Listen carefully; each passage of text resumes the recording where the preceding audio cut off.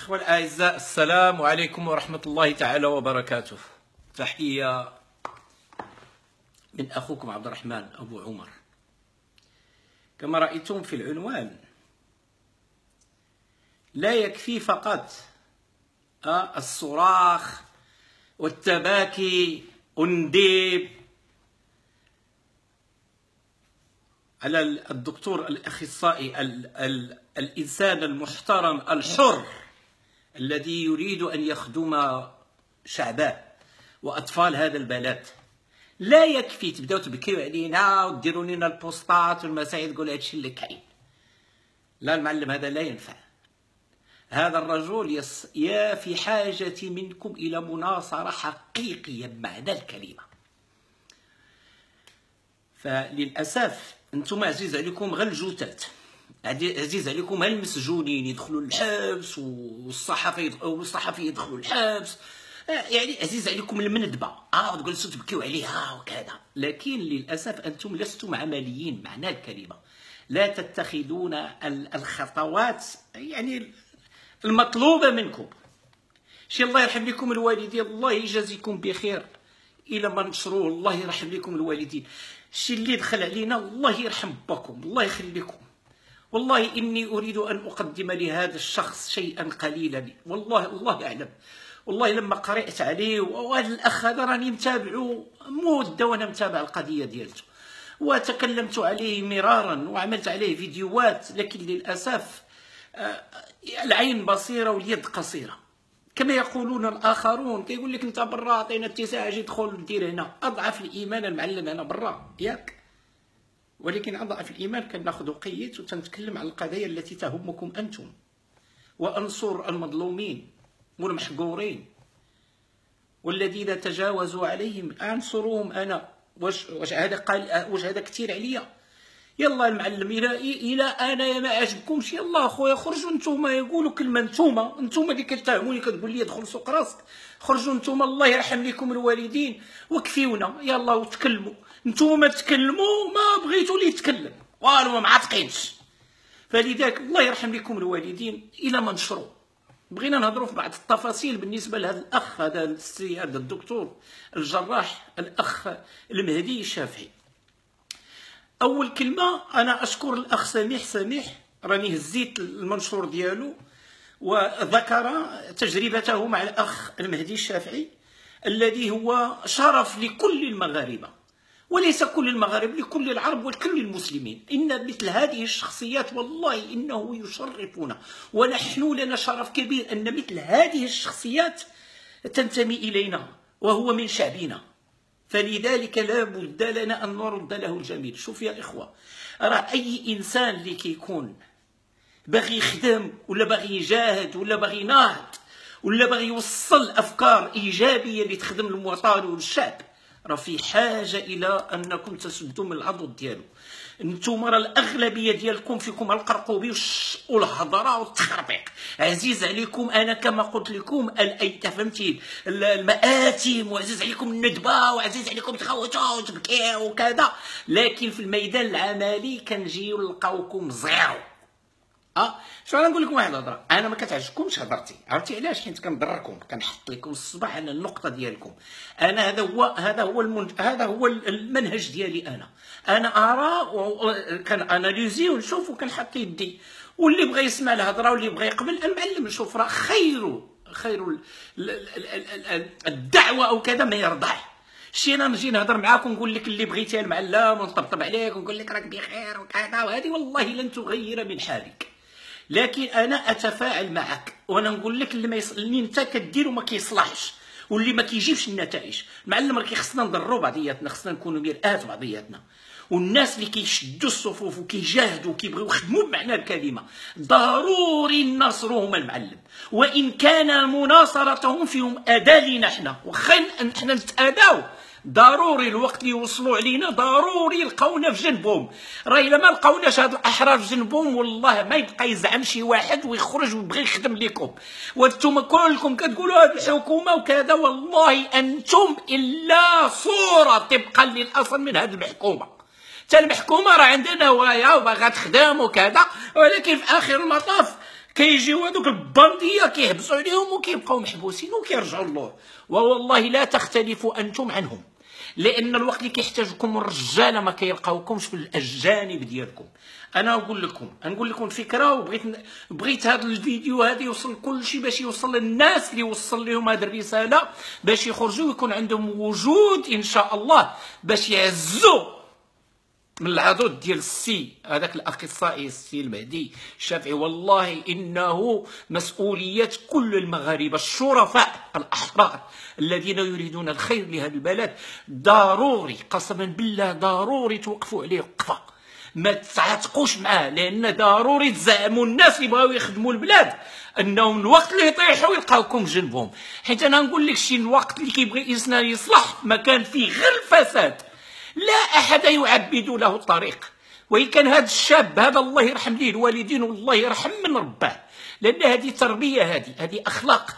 لان الانسان اللي كتكون عنده هذه التصرفات العمليه وكذا في الميدان ديال الشغل ديالو ولا في الطريقه ديال الحوار ولا قضيه الكلام ديالته، والله ان تربيه الاباء قسما بالله والله انها تربيه الاباء. فمثل هؤلاء لا بد لنا ان نناصرهم لا نخذلهم. الا خدمنا بحال هكا فمتى سيتغير حالنا؟ لا بد الذي يريد ان يصلح وان يجاهد ويغامر شويه ويعطي خدمه في المستوى، ضروري يعرف ان الوقت اللي غادي يوقفوه يبغيو يطحنوه يلقاو الناس معاه. نتوما لا حول ولا قوه الا بالله. انا كنتفكر واحد بنادم الوقت اللي داروا، نطلق لكم هذا المثال واخا ما يعجبكمش، الا ما عجبكمش قولوا سيروا قولوا تشاش، انا ضروري نوصل لكم الافكار ديالتي، عجبتكم وهذاك ما عجبتكم وافوض امري لله. الله سبحانه وتعالى غادي يجعل البركه في الكلام ديالي يوصلوا الى مصلحه. الله سبحانه وتعالى اعلم وانا لا اعلم، فلذلك انا اخلص نيتي لله ونقول لكم كلام واخا ما يعجبكمش. انا كنعقل الوقت اللي داروا الزرواطه والحجر للسي عبد الاله، الوقت الليله اللي عزلوه خرجت انا مقلق ما عجبنيش الحال، لان عرفت هذه خطوات خطيره يضربون هذاك المشروع ديال الطريق الديمقراطي تضربوه. وواحد السيد كنشارك معاه الهضره وتناقشنا على الخاص ويقول لي انا دابا بغيت نعرف غير شكون اللي غادي يجي ميعاد بن كينان، شكون هاد الشخصيه اللي غادي تاخذ مكانه وشكون اللي ممكن يخدمنا. قلت لي صافي المعلم انت صافي جمعتيه وكركمتيه وغادي تديه تدفنو. قلت له هذا راه خطير، هذا المنهج هذا اللي كتكلم بيا انت معاه راه خطير المعلم. واش واحد اللي داخل بغض النظر خسر ولا ما خسرش، ولكن حنا واخدينه انه هو اللي غيصلح، ومادام حنا اخترناه وشدوه شي وحدين وداروا ليه الرق وسدوه ولحوه، وحنايا غير تلاح حطوه في الصندوق ولينا كنفكروا شكون هو اللي غيجي البديل. هذا فكر خطير جدا. هذا الفكر هذا المعلم كيخدم غير اللي باغي يخربق البلاد واللي باغي يفسد، اما ليس هذا فكر ومنهج من يريد ان يصلح. المعلم اللي كيبغي يصلح كيوقف مع الرجاله ديالو بحال هذا السيد. حنا بغض النظر حنا الا ما متفقينش واختلفنا على عبد الاله بن كيران ولا شي حاجه خليوه جانبا، لكن هذا المعلم ما عنده حتى مصلحه لا سياسيه لا كيدي. هاد ود الناس هذا الانسان الشريف هذا الحر يخدم اطفالنا، المعلم يعالج اطفالنا فهمتي، وما كيكلفهم لا فلوس لا تيتي لا حب مملكه. وكلهم هذوك اللي دايرين به دوك الخلوضه دوك الشاويه دوك البنديه يعملوا له الحجر في الطريق. المعلم ما بغاوش يخليوه يخدم لانه هما يعتاشون ويقتاتون المعلم على ظهره. كاينين الناس البنديه ديال الفارماسيانات والبنديه ديال الطباء ولا كذا. المعلم فقط لعلمكم هذا الشيء راه محطوط في لو موند اونتيير ماشي غير المغرب، غير حنا هذيك الدول العالم الثالث فيها افراط. عرفت علاش؟ لان ما كاينش الرقابه، كل شيء كيخبط ويهبط. فلذلك الله يرحم لكم الوالدين ما ديروش لينا ثاني تطويو الكتاب وتقولوا وشكون اللي غيعالجهم. فندائي انا الله يرحم لكم الوالدين الى منشروا هذه الرساله ضروري توصل للشرفاء، توصل للناس اللي اقصدهم برسالتي. فالناس كلهم اللي تعاملوا مع السي المهدي الشافعي الله يرحم لكم الوالدين كونوا رجاله. فوالله العلي العظيم انه لا هذه مسؤوليه عليكم غتلقاو بها قدام الله سبحانه وتعالى. هذا السيد هذا بالشهاده ديال الناس كثير انه كان كيخدم لكم وكيعالج لكم وليداتكم بلي بلا شيء ويخدم معكم بالليل وبالنهار.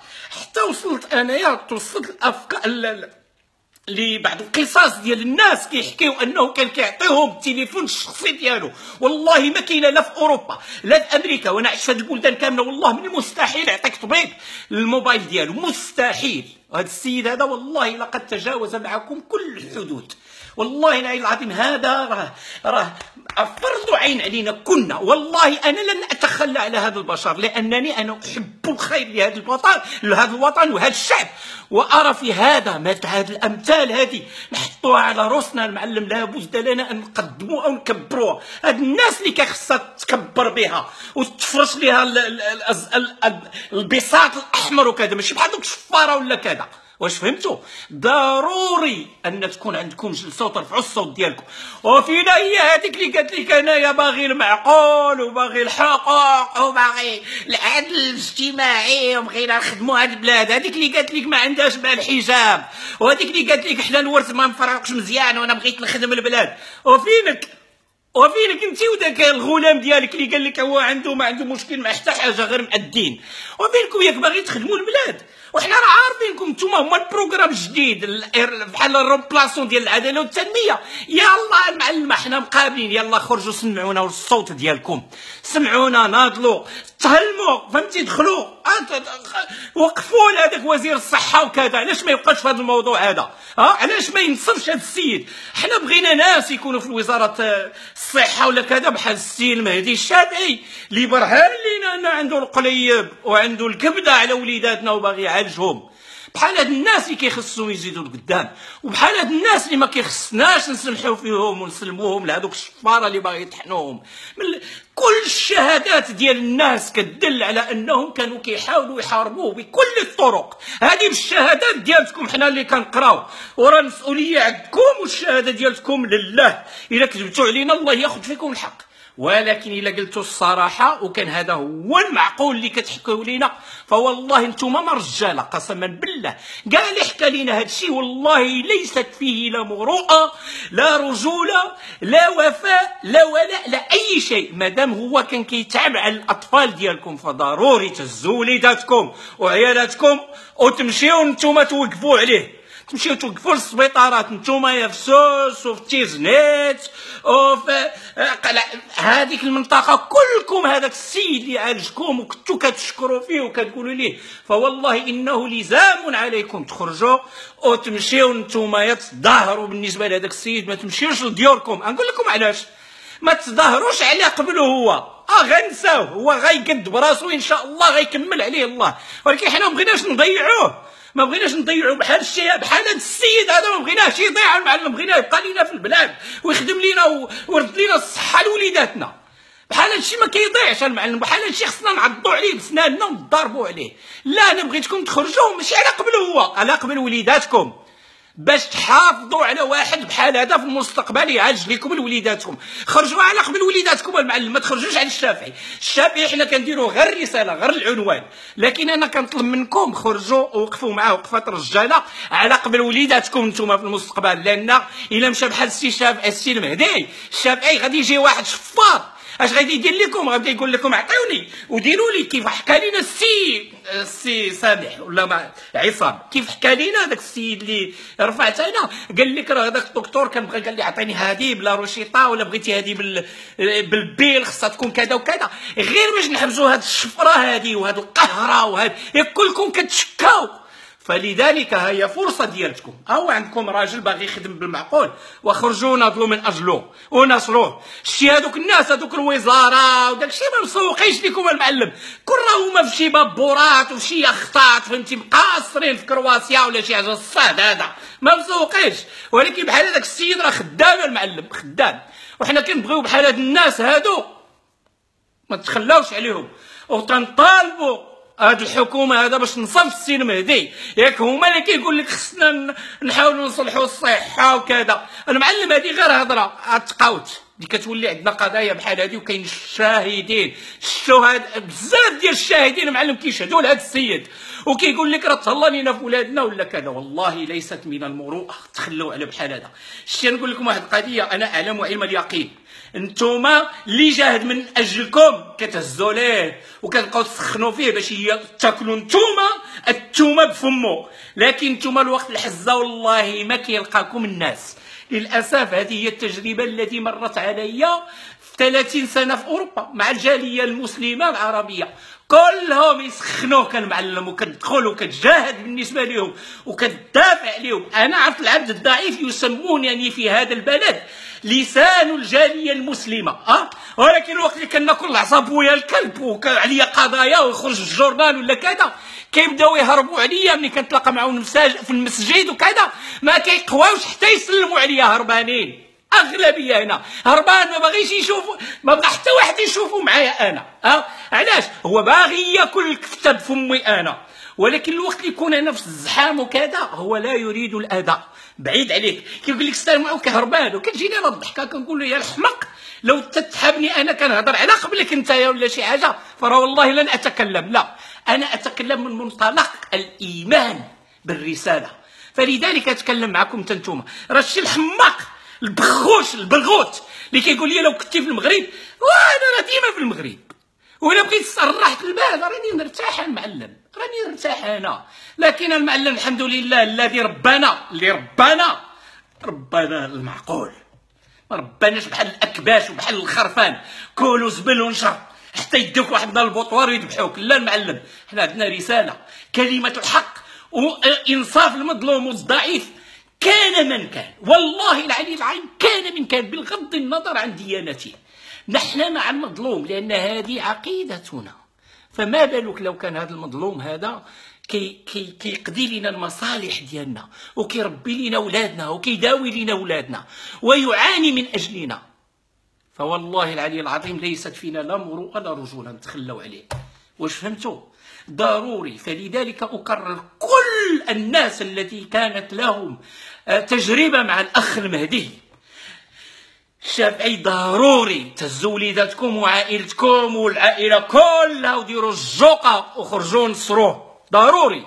الا ما درتوش هذه والله لا خير فيكم، والله ما تستاهلوا شي والله العلي العظيم وسمحتوا في هذا السيد، قسما بالله العلي العظيم لا خير فيكم، وراكم ما تصلحوش وما يسركم غير اللي يخلي ضربوكم باش تكونوا واضحين. ما غيعجبكمش انا هاد الهضره، لا انا والله اقرر عليكم، والله ما تبتوا مع هاد الناس هذا، مع هذا الراجل هذا، ما تسمحوش فيه، ما تسمحوش فيه باي شيء، ما تسمحوش فيه ابدا، ما تخافوا من والو، بغاو يقتلوكم غير يقتلوكم، ولكن ما تسمحوش فيه. عرفتوا علاش الوليدات؟ غنقول لكم علاش، ضروري تنصروه وتخليوه ما تسمحوش فيه. عرفتوا علاش؟ باش اللي بغى يمشي الطريق ديالو يحس بالامان، يقول راه الرجاله الا خدم معاهم غادي يصدوا من العدو ديالو. والله العلي العظيم ما تمكنوا منكم الا لجبنكم، راه بلا فوضى بلا والو، وياكم راه ما كاين لا فوضى لا والو، غادي توقفوا وقفه حضاريه بمعنى الكلمه وتنصروه لانه على حق، وانتم كلكم شهداء والشهاده لله سبحانه وتعالى. توقفوا وتشدوا من العظم، ما تخليوش، ما تضيعوش هذا السيد، ما تخليوش يمشي بحالاته. الله يرحم لكم الوالدين، الله يرحم لكم الوالدين، ضروري يا اخوه. هذا هو الشق الاول من هذا الموضوع. كاين واحد الشق الثاني راه طلع لي السكر وضروري نهضر فيه. شحال وانا كنقول لا لا لا والله تنهضر فيه.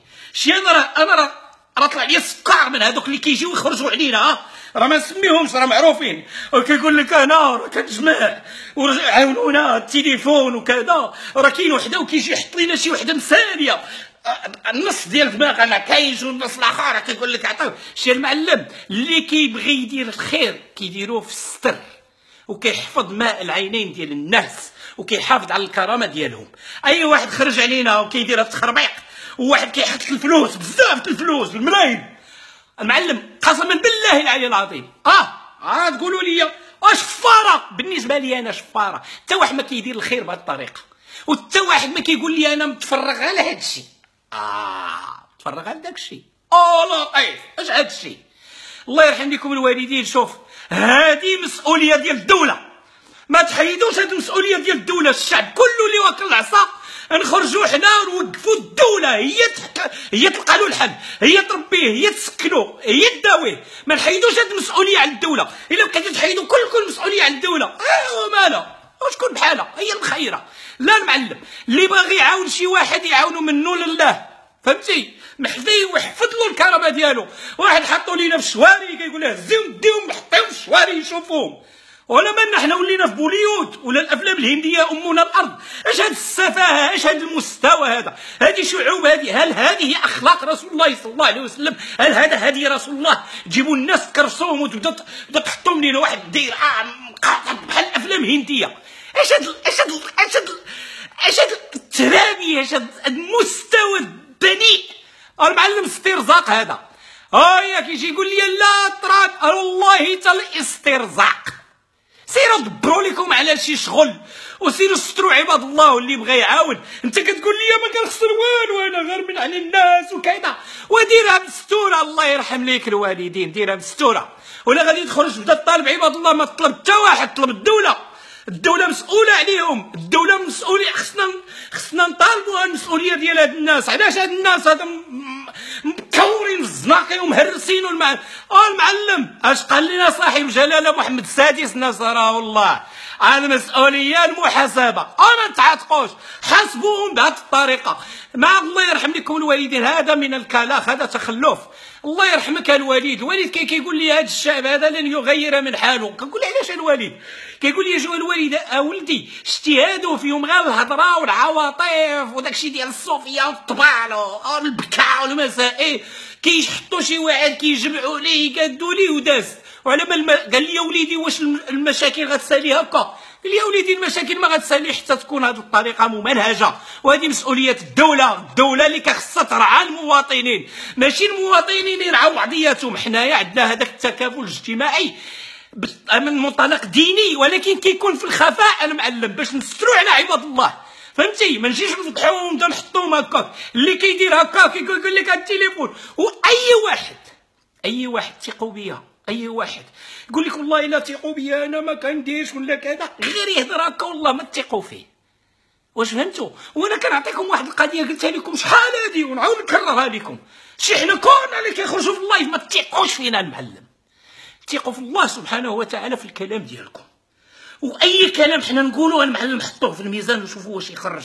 خدموا شويه العقل ديالكم، الله يرحم لكم الوالدين. خدموا العقل ديالكم وحيدوا خرجونا من ديك العاطفه، راه هي اللي كرفصات بونا هاد السنين كلها. بغينا شويه ديال الوعي، شويه ديال العقل، وشويه ديال فهمتي نكونوا نتحركوا بطريقه عمليه. والمحاسبه المعلم اش قال محمد السادس نصره الله؟ المسؤوليه المحاسبه المعلم. مسؤوليه ديال الدوله تراعي الناس اللي مكرسين ومراد وكذا، ياك نقولوا ليه ها هما اجي تكلفي بهم ولا ما تكلمش بهم. اش قال لينا؟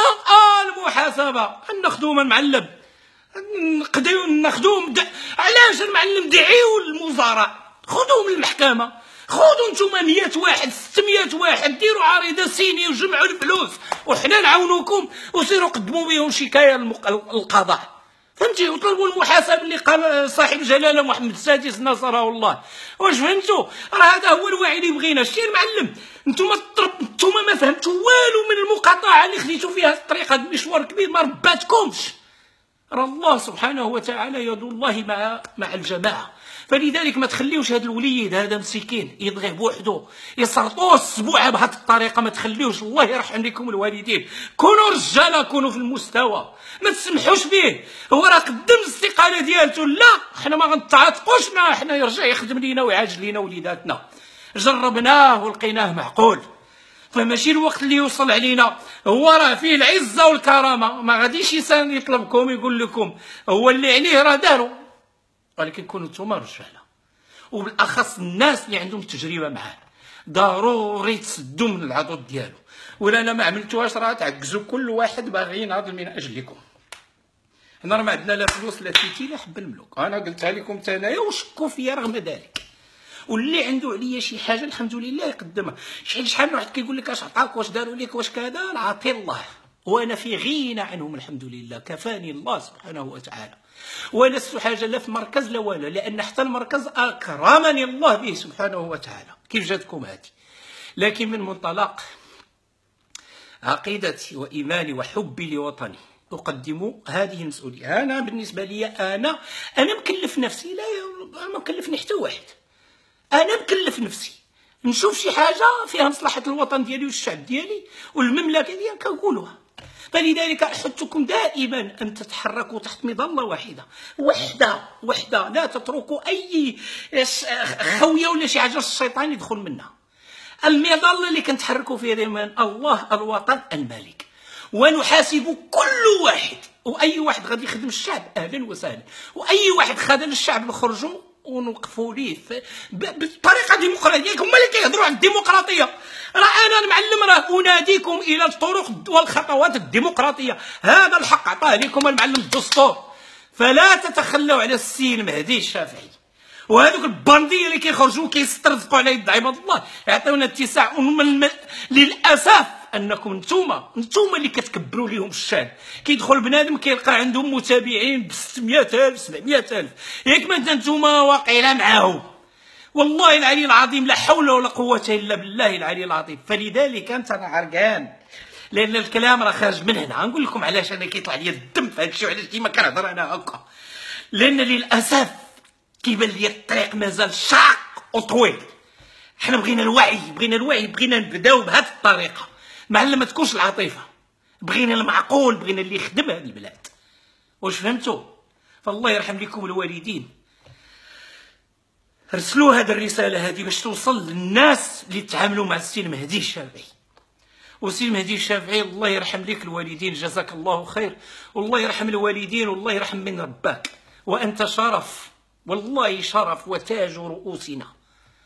ووالله العبد الضعيف إن استطعت أن أعمل لك أي شيء والله العلي العظيم لا يشرف لي ذلك، لكن كما يقولون العين بصيرة واليد قصيرة. أنا ما أستطيع أن أفعله أنني دخلت وتكلمت وحاولت أن أرفع من همة الرجال الأحرار، لو في هناك رجال أحرار. هذا ما أستطيع أن أقوله. أقول قولي هذا وأفوض إلى الله وأستغفر الله لي ولكم، وأسأل الله سبحانه وتعالى أن يوفقنا إلى ما فيه خير لنا ولكم. والسلام عليكم ورحمة الله.